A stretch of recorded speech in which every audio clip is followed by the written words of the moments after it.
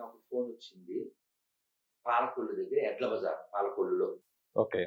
ఆ ఎడ్ల బజార్‌లో రోజు కొన్ని వందల ఆవుల్ని లారీలో కుక్కి మోసుకుపోతున్నారు. ఏమన్నా చేయాలి అని. అలాగే మనకు హైదరాబాద్‌లో రోజు కొన్ని ఆవులు లారీలు పడుతూ ఉంటాయి. ఎన్ని ఆవులు పట్టగలరు? పట్టిన ఆవులు ఎన్నిటిని రక్షించగలరు? ఇప్పుడు మనకు ఫోన్ వచ్చింది. ఎమరాల్డ్ విజయరామ్ గారు. రేపటి నుంచి ధనుర్మాసం. ధనుర్మాసంలో ప్రతి ఇంటి ముందు ఏం పెట్టాలి? ఆవు పేడ, గొబ్బెమ్మ. గొబ్బెమ్మ. అన్నమయ్య కీర్తనలో కూడా చెప్పారు. కొలని దోపరికి గొప్పిల్లో యదుకుల స్వామికి నీ గొప్పిల్లో కొండ గొడుగుగా గోవులగా చెడి కొండొక శిశువుకు గొప్పిల్లో కొలని దోపరికి గొప్పిల్లో యదుకుల స్వామికి నీ గొప్పిల్లో. గొబ్బెమ్మలు అంటారు. గొబ్బెమ్మలు ఆవు పేడ తయారు చేసి ఒక ఆకులో పెట్టి ఇంటి ముందు పెట్టి అందులో ఒక పువ్వు పెట్టి దానికి బొట్టు పెట్టి అంటే మన ఆరోగ్యాన్ని సూచిస్తుంది. పిల్లలు ఫిజికల్ వీక్గా ఉన్నారు మనం చూస్తున్నాం ఇప్పుడు. ఎవరి పిల్లలైనా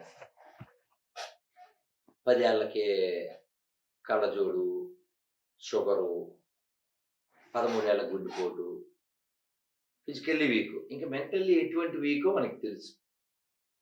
ఇంకా స్పిరిచువల్ జోక్. మానవ జీవితం ఇంత గొప్ప జన్మ, ఇంత గొప్ప దేశంలో పుట్టి నువ్వు ప్రకృతిని పాడు చేసి నీకు గెయిన్ ఏముంది? పెయిన్ తప్ప. ఇప్పుడు మీరు నన్ను కారులో తీసుకొచ్చారా? అవును. బాగానే ఉందిగా, బాగానే వచ్చాంగా. అవును. ఈ కారు తెచ్చావు, ఇంకోటి ఏదన్నా BMW తేవచ్చు కదా అంటే దాన్ని బలుపు అంటారు. మరి ఆటోలో తేలేదు కదా, మంచి కారులో తీసుకొచ్చు కదా. ఇప్పుడు దీన్ని వదిలేసి నువ్వు ఏదన్నా ఇంకొక డొక్కు సైడ్లో కోసం ప్రయత్నం చేస్తే అది ఎంత ఆక్వర్డ్గా ఉంటుంది.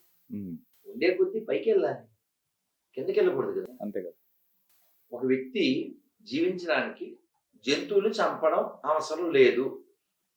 ఇది స్టేట్మెంట్. మీరు తప్పుని రుజువు చేయండి. మీ స్టూడియో సాక్షిగా నేను క్షమాపణ చెప్తాను. నేను ఒక్క భోజనంతో జీవిస్తున్నాను. ఇందాక 4ంటికి నా భోజనం అయింది, మళ్ళీ రేపు మధ్యాహ్నం ఎప్పుడో ఉన్నా కదా. మరి ఎన్ని జంతువులు చంపి వాటి ఉసురు తీసుకుంటూ అన్ని జీవుల్ని బాధించి నువ్వు సాధించేది ఏంటి? అది కాక నీకు ఉపకారం చేసేది బాధాకర విషయం. మీరు ఎప్పుడైనా ఇక్కడ పెద్ద పెద్ద హోటల్కి వెళ్ళుంటారేమో, తినుంటారేమో. కాఫీ 250, లేకపోతే టీ 300, ఏదో ఇడ్లీ 500, ఇలా ఏమి ఉంటాయి కదా. అవును. ఓ మనిషి పెద్ద పెద్ద హోటల్లో తిని బిల్లు 30,000 చేసిన దాఖలాలు ఉంటాయి. టిఫిన్ చేసి కూడా అంత చేసి ఉండే. నేను ఒక క్యాబ్ డ్రైవర్ చెప్పాడు, ఇంత పెద్ద హోటల్లో ఎవరు వెళ్తారంటే ఒకసారి ఎవరన్నా తీసుకెళ్ళండి, బిల్లు 32,000 అయింది. జస్ట్ బ్రేక్ఫాస్టా? అదే ఎంత బలిసిపోయి ఉన్నారో అది వేరే కదా. కానీ విషయం ఏంటంటే మనకి అన్ని 32,000 పెట్టి 32 పళ్ళ కింద అంత తిన్నా అతని శరీరం నుంచి వచ్చే మర్నాడు ఏదైతే మనిషి యొక్క విసర్జన ఉందో అది పనికిరాంది. అంతే కదా.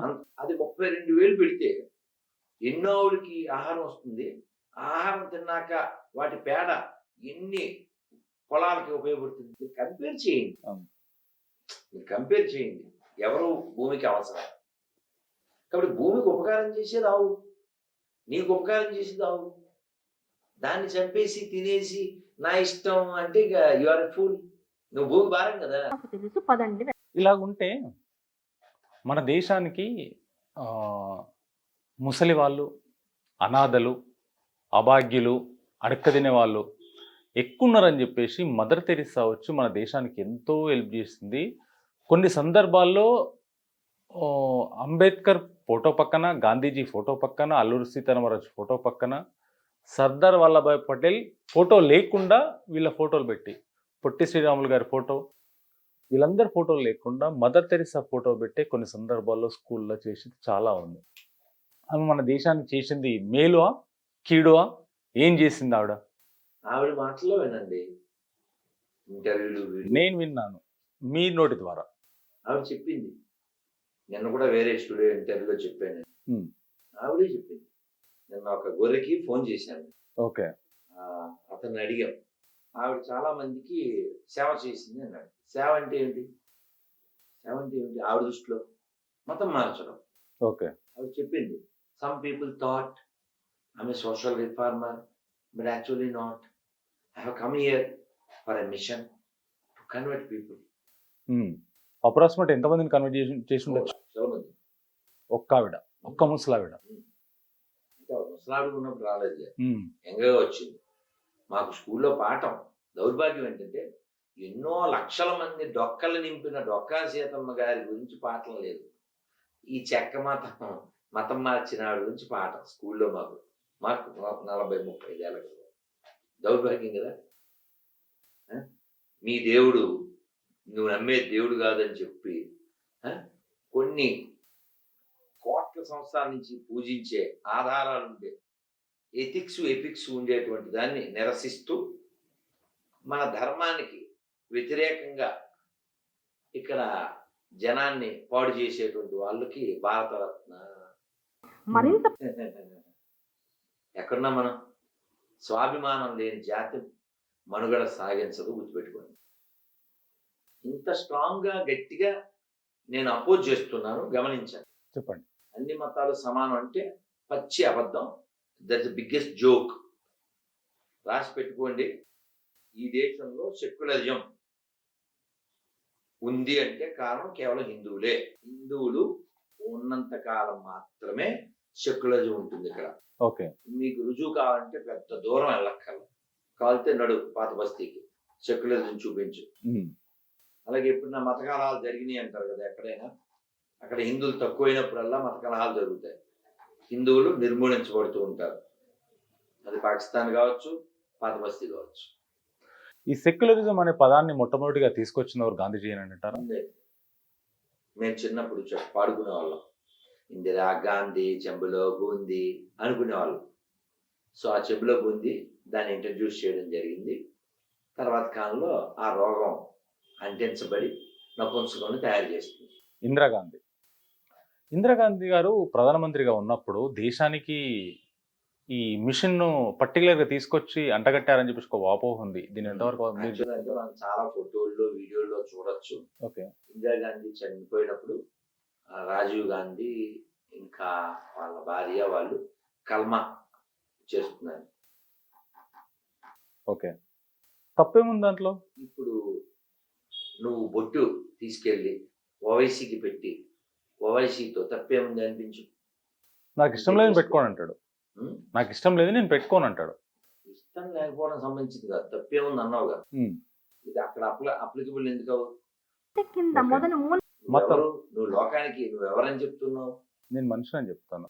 నీ విషయం కాదు, వాళ్ళ విషయం. వాళ్ళు ఏం చెప్తున్నారు? వాడు మన జోకర్ పప్పు ఏం చెప్పాడు? మేము దత్తాత్రేయ గోచికుడు అని చెప్పాడా? కేరళ వెళ్ళి ఆవాసం తినేస్తాడు వీడు, చికెన్ లాగా వండేస్తుంటాడు. చీటింగ్ కదా. దేశాన్ని మొక్కలు చేయడం స్పృహహీన. మరి మన దేశానికి స్వాతంత్రాన్ని ముందుండి నడిపించి స్వాతంత్రం ఫైనల్ వరకు చేసింది మహాత్మా గాంధీ గారు. చెప్పారు మనకు స్కూల్లో నేర్పించింది అదే కదా సార్. దౌర్భాగ్యం. కానీ ఫ్యాక్ట్ మాట్లాడు. అంటే చరిత్ర తెలుసుకుని మాట్లాడాలి. ఇప్పుడు నువ్వు ఆ చైర్లో కూర్చుని నేను ఈ చైర్లో కూర్చుని ఇది నాదే అంటే కాదు కదా. అలాగే బ్రిటిష్ వాళ్ళు చెప్పారు, మేము వదిలేసింది సుభాష్ చంద్రబోస్ భయపడి తప్ప చరిత్ర చెప్పింది అతనే. ఇంకో విషయం, ఇంకో జోక్ ఏంటంటే, ఒక స్వతంత్ర వీరుణ్ణి ఒక రైల్వే స్టేషన్లో స్తంభానికి కట్టేసి 2 చేతుల పైకి అతన్ని నిక్కర కిందకి తీసి కర్రతో లాఠీతో పిర్ల మీద కొడుతూ ఉంటే అక్కడ క్యాప్షన్, ఈ దేశానికి స్వాతంత్రం వచ్చింది బోసి నవ్వులతో కాదురా బోసిడీకే, ఇలా బోసి పిల్లల మీద దెబ్బలు తిన్న వాళ్ళ వల్ల వచ్చింది. అధికారికంగా బ్రిటిష్ వాళ్ళు చంపిన రికార్డెడ్ 6 లక్షల మంది పైన స్వతంత్ర వీరుని ఉరి తీశారు. 6 లక్షల మంది పైన. రికార్డెడ్ ఇది. ఇంకా రికార్డ్ కాని వాళ్ళు ఎంతమందో. అలాగే వాళ్ళ టైంలో వాళ్ళు మన రూల్ చేసిన దాదాపు 250-300 ఏళ్లలో వాళ్ళు దాదాపు 30 పైన కరువులు సృష్టించారు. ఓకే. కరువులు ఎలా సృష్టింపబడతాయి? పంటలు ఫస్ట్.